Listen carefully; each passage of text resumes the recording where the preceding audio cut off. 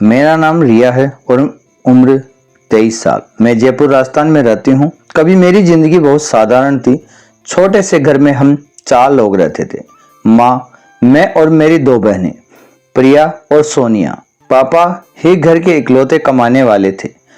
जब तक वो थे हमें किसी चीज की चिंता नहीं थी। लेकिन जिस दिन पापा हमें छोड़कर चले गए उसी दिन लगा जैसे घर की दीवारों से हम सहारा निकल गया था। माँ की आंखों में चमक बुझ गई थी, प्रिया की अचानक चुप रहने लगी और सोनिया की हंसी जैसे कहीं खो गई हो। उस दिन पहली बार मुझे महसूस हुआ कि मैं अब सिर्फ बेटी नहीं रही, मुझे इस घर का सहारा बनना है। मैंने बीए किया था, लेकिन डिग्री हाथ में होने के बावजूद नौकरी मिलना आसान नहीं था।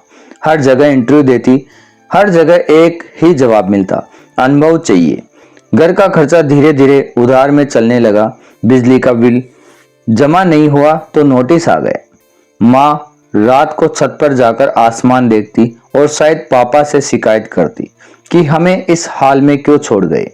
मैं उन्हें टूटते नहीं देख सकती थी। आखिरकार एक दोस्त की मदद से मुझे जयपुर के एक बड़े फास्ट फूड रेस्टोरेंट में वेटरेट की नौकरी मिल गई।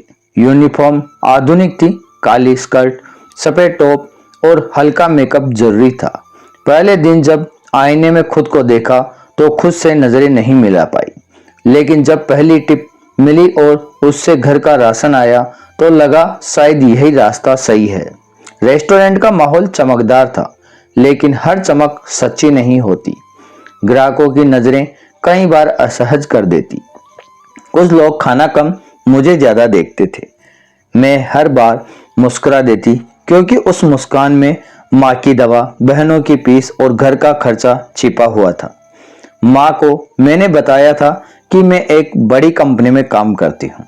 मैंने सच छुपाया क्योंकि मैं उन्हें चिंता में नहीं देखना चाहती थी।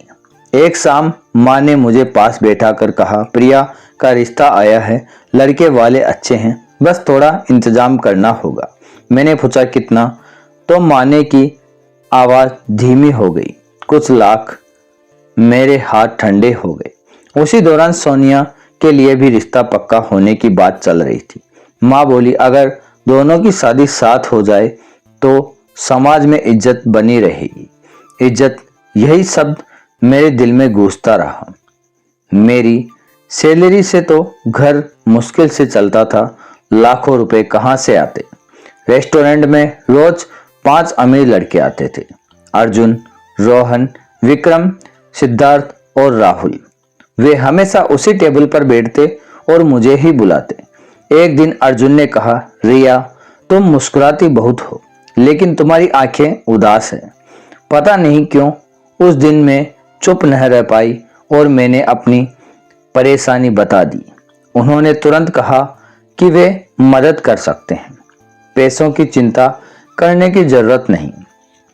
उस पल मुझे लगा जैसे भगवान ने रास्ता भेज दिया, लेकिन उनकी बात अधूरी थी। उन्होंने कहा, हर मदद की एक कीमत होती है। मेरी रूह कांप गई। मैंने साफ मना कर दिया और वहां से चली आई।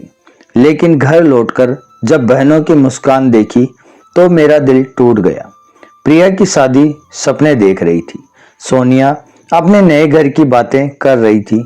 माँ के चेहरे पर महीनों बाद उम्मीद थी।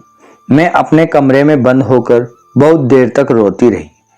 मुझे लगा अगर मेरी एक गलती से उनकी जिंदगी संवर सकती है तो शायद मुझे खुद को भूल जाना चाहिए। उस रात मैंने जो फैसला लिया वह मेरे जीवन का सबसे भारी फैसला था। मैंने माँ से कहा कि ओवर टाइम है और देर से आऊंगी। बाहर हल्की बारिश हो रही थी। सड़कों पर पानी की परछाई में शहर धुंधला लग रहा था। मेरा दिल भी उसी तरह धुंधला हो चुका था। उस रात मैंने सीखा कि मजबूरी इंसान को कितनी कमजोर बना देती है। मैं मजबूत बनने गई थी, लेकिन अंदर से टूट गई। मुझे लगा था सब जल्द खत्म हो जाएगा और मैं सब भूल जाऊंगी, लेकिन कुछ पल ऐसे होते हैं जो जिंदगी भर साथ रहते हैं। उसी दौरान वहां एक और लड़का आया, आदित्य। वह भी उसी ग्रुप का हिस्सा था, लेकिन उसकी आंखों में बाकी लोगों जैसा भाव नहीं था। उसने हालात देखे तो उसका चेहरा बदल गया। उसने बिना देर किए मुझे वहां से बाहर निकाला और अस्पताल पहुंचाया। अस्पताल की सफेद दीवारों के बीच में खुद को बेहद अकेला महसूस कर रही थी, लेकिन पहली बार किसी ने मेरा हाथ इस तरह थामा जैसे सिर्फ एक मजबूर लड़की नहीं बल्कि एक इंसान हूं। आदित्य रोज मुझसे मिलने आता।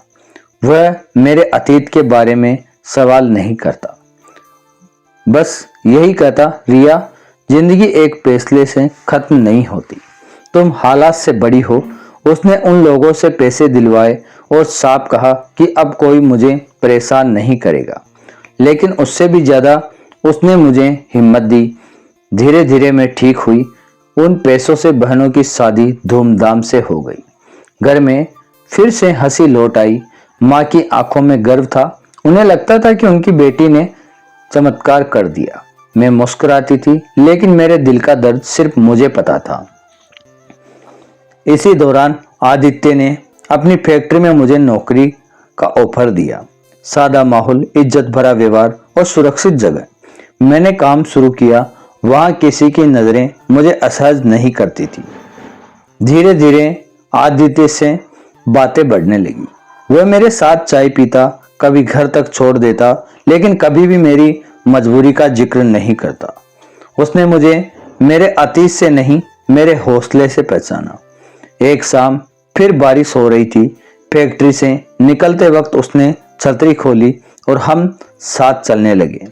उसने अचानक कहा, रिया, अगर तुम चाहो तो हम नई शुरुआत कर सकते हैं।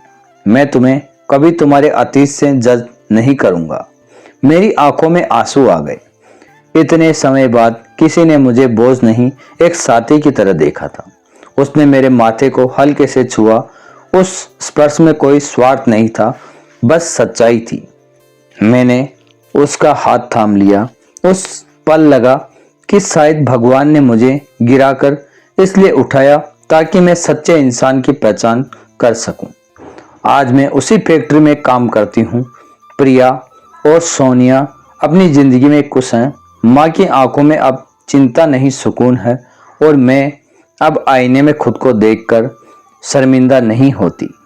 मैंने सीखा कि मजबूरी इंसान को गलत रास्ते पर धकेल सकती है, लेकिन सही समय पर सही इंसान मिल जाए तो जिंदगी फिर से संवर सकती है। मेरी कहानी दर्द से शुरू हुई थी, लेकिन अंत उम्मीद पर हुआ। अगर आप ये सुन रहे हैं तो याद रखिए, कोई भी मजबूरी आपकी पहचान नहीं होती।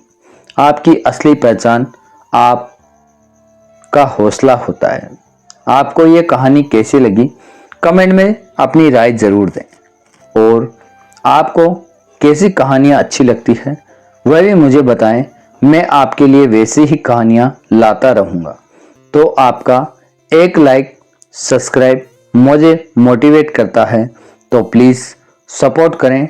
और मिलते हैं एक और अगली नई कहानी में। तब तक के लिए धन्यवाद। ऐसे ही आपका प्यार बना रहे और हमेशा साथ